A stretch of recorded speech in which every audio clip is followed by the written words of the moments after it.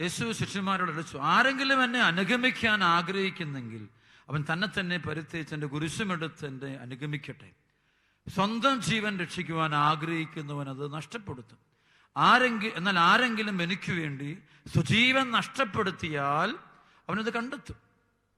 ഒരുവൻ ലോകം മുഴുവൻ നേടിയാലും സ്വന്തം ആത്മാവിനെ നഷ്ടപ്പെടുത്തിയാൽ അവനെന്ത് പ്രയോജനം?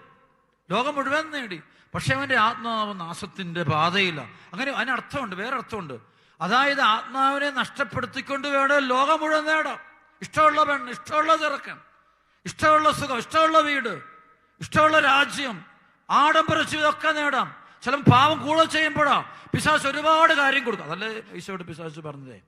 അതായത് മത്തായിയുടെ സുവിശേഷത്തിൽ 4-ാം അധ്യായം 1 മുതൽ 11 വരെ വചനം വായിക്കുമ്പോൾ ആ 3 പ്രലോഭനങ്ങളിൽ അത് അവസാനത്തെ പ്രലോഭനം നമുക്കറിയാം. 4, 9, 10 വചനം പറയും, നീ സാഷ്ടാംഗം പ്രണമിച്ച് നീ എന്നെ അടിയറ വെക്കണം, എന്നെ ആരാധിച്ചാൽ ഇവയെല്ലാം നിനക്ക് നൽകും. അത് അതിന് മുമ്പത്തെ വചനം കൂട്ടി വീണ്ടും പിശാച് വളരെ ഉയർന്ന ഒരു മലയിലേക്ക് അവനെ കൂട്ടിക്കൊണ്ടുപോയി.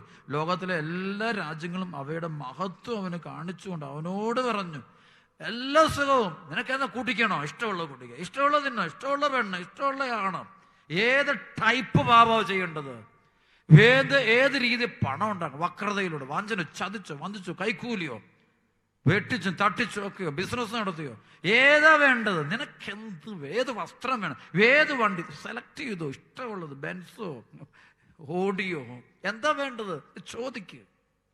എല്ലാം നീ എന്ത് ആഗ്രഹിക്കുന്നത് മുഴുവൻ തരാം. ഏത് പാപം എങ്ങനെയൊക്കെ ചെയ്യണം, ഏത് തരം മദ്യം, ഏത് തരാ വേണ്ടത് നിനക്ക്, അവനെല്ലാം എടുത്ത് കാണിച്ചു.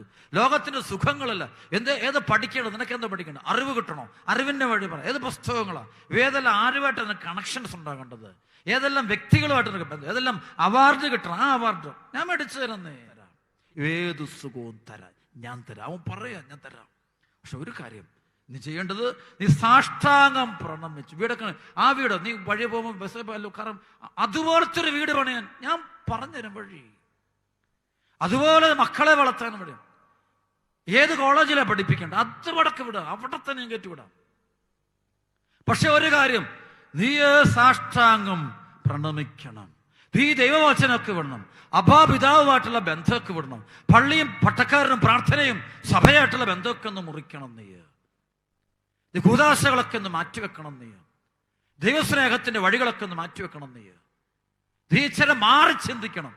ഇങ്ങനെ സാഷ്ടാംഗം പ്രണമിച്ച് ജോലി നേടിയവരുണ്ട്, വിവാഹ ജീവിതം നടക്കുന്നവരുണ്ട്, ഇപ്പൊ മതങ്ങൾ പോലും മാറാൻ പോകും. അപ്പൊ അവിടെ പറയും, ഒന്ന് സമ്മതിച്ചാൽ മതി, നീ പള്ളി അതിന് ഞങ്ങൾ പറയാം, അതിന്റെ കാര്യം പറഞ്ഞു, നിന്റെ മനസ്സിൽ കുറ്റബോധം വരാത്ത വിധത്തില് പാപം ചെയ്യും, കുറ്റബോധം വരാതിരിക്കാൻ ചില കാര്യങ്ങൾ പറഞ്ഞുതരാം. ചില ബൈബിളും കൂടെ കൂട്ടിച്ചേർത്തങ്ങ് പറയാം,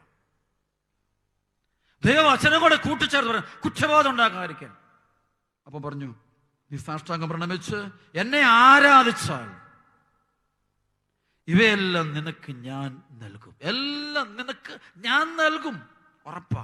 അപ്പൊ അതെ, ഇത് ലോകത്തിൽ പലതും നേടിയെടുത്തിരിക്കുന്ന സ്ഥാനമാനങ്ങളും നേട്ടങ്ങള് കസേരകൾ എടുത്തെടുത്ത് നോക്കൂ, അവരെല്ലാം ഏതെങ്കിലും ഒരു പിശാചിന്റെ മുമ്പിൽ അവർ തല കുനിച്ചിട്ടുണ്ട്, ഏതെങ്കിലും തിന്മയോടെ അവരെ കോംപ്രമൈസ് ചെയ്തിട്ടുണ്ട്, ഏതെങ്കിലും ഒരു അന്ധകാരത്തോടെ അവർ കോംപ്രമൈസ് ചെയ്തിട്ടുണ്ട്.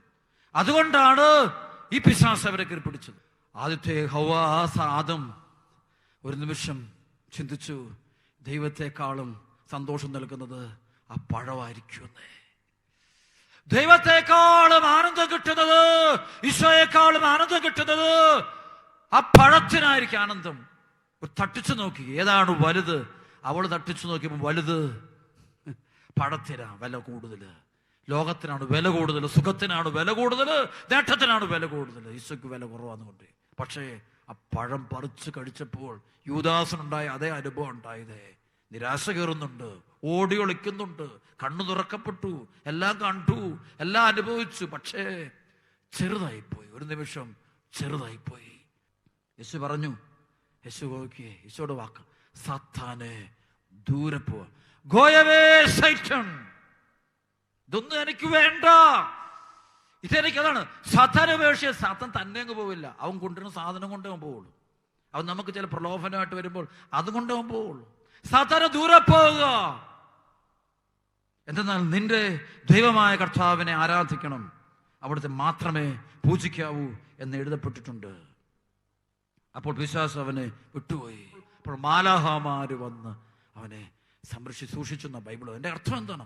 മാലാഹമാര് വരും, അതായത് ലോകത്തെ ലോകാരൂപികളെയും ഉപേക്ഷിച്ച് കഴിയുന്നവരെ ദൈവദൂതന്മാരാണ് അവനെ സംരക്ഷിക്കുന്നത്. നമുക്ക് കിട്ടുന്നത് ദൈവത്തിന്റെ സംരക്ഷണമാണ്, ദൈവദൂതന്മാരുടെ സംരക്ഷണമാണ്.